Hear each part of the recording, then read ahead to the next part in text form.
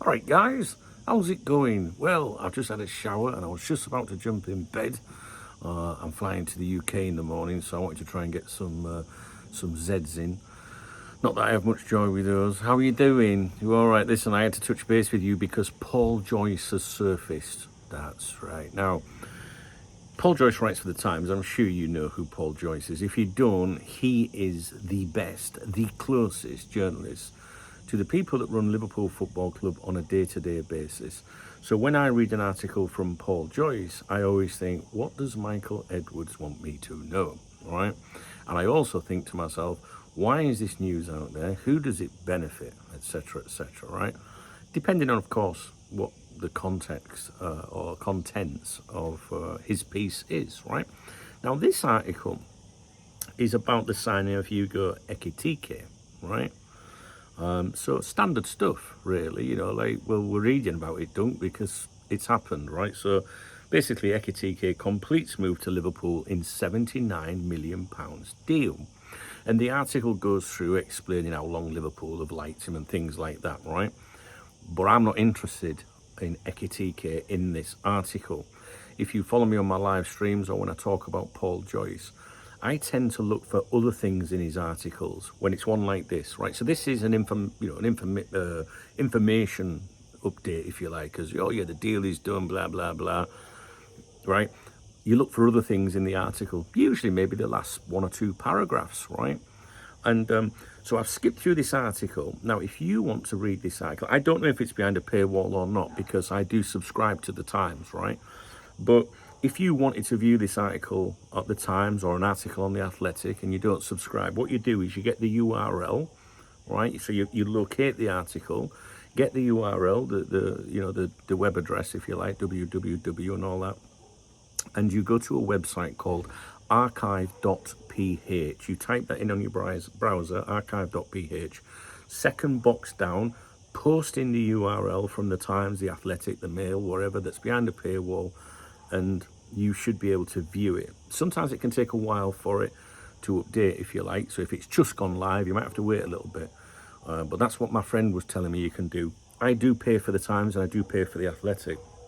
So the reason that I'm making this video now rather than maybe tomorrow at some point when I'm on my travels is I wanted to pick out two bits from this article that I think are interesting. Now, personally, if you can, go and read all of the article anyway.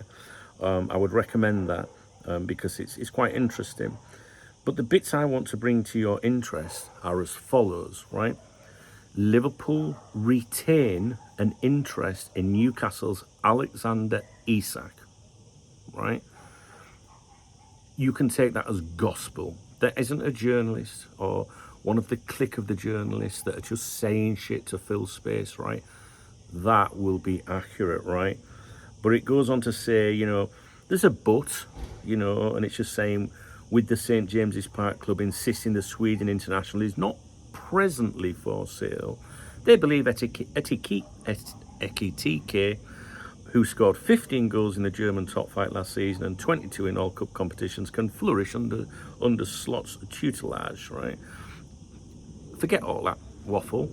The key bit here is Liverpool retain an interest in Newcastle's Alexander Isak, which is what I have, if you've been following my live streams or videos since we were first mentioned with him the other Tuesday.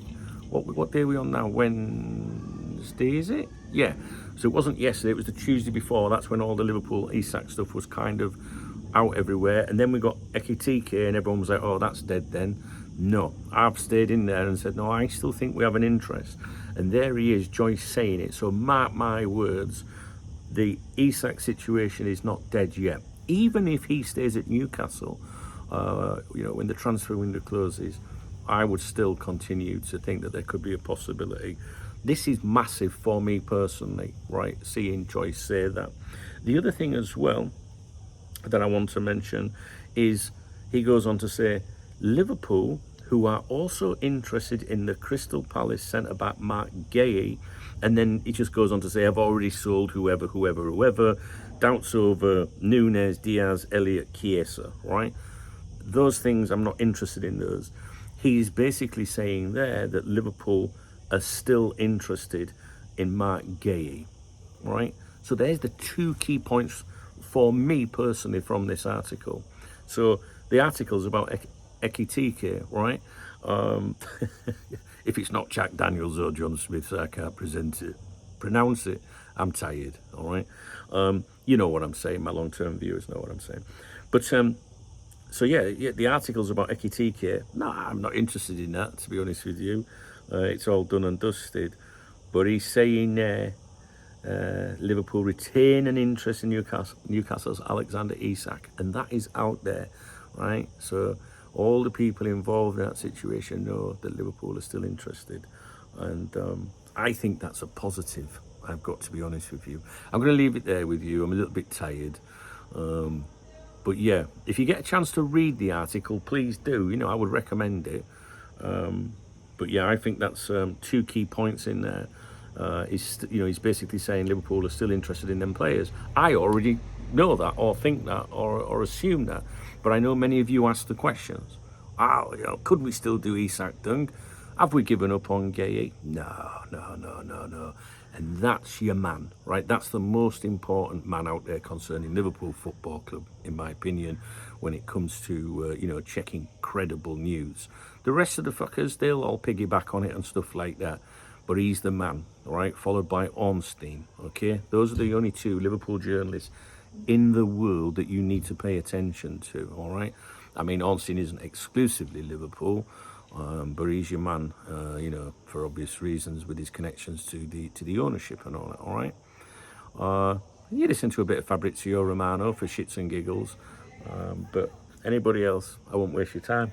All right, guys, like I say, I'm a bit tired, so I'm sorry if I'm a bit all over the place. I'm off to bed now. Well, I'm not actually. I'm not going to bed now. I'm going to record you another video very quickly because I'm nice like that. Then I'm going to bed. Thanks to all of you that watched my videos today, commented on my videos, thumbs up my videos, bought me a coffee or a beer. That's right, you can do that, there's a love out under the video.